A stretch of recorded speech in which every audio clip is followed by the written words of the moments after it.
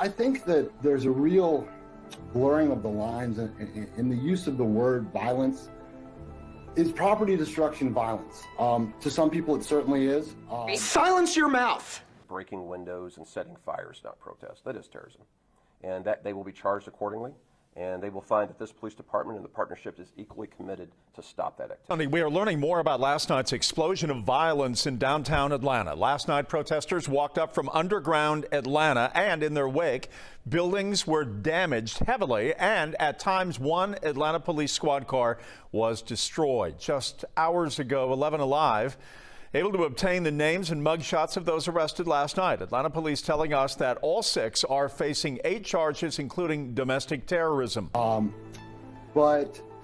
know, this idea that breaking windows or other acts of property destruction are the same as actual violence against humans it's kind of a dangerous and slippery concept. And are you on drugs?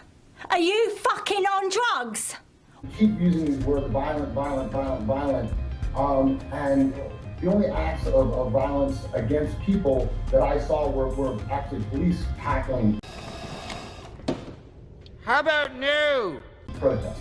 Now, to be fair, Andy No does point out that this contributor seems to be an activist and a friend of the deceased, so of course his narrative will be biased. But as only one of these 6 is said to be from Georgia, Graham Evat, 20 years old, out of Decatur. Of the remaining 5, they are listed as being from Tennessee, Washington, Nevada, Maine, and Michigan. This morning on the news program Face the Nation, Mayor Dickens addressed last night's activity in downtown Atlanta. And it was peaceful. You just don't get it, do you? You don't. But there were some individuals within that crowd that meant violence. They had explosives. They burned down a police car. They broke windows at businesses. And so our police department, along with our state and federal partners, took swift action within 2 blocks and brought that situation under control. And the violence stopped, and those 6 individuals were arrested.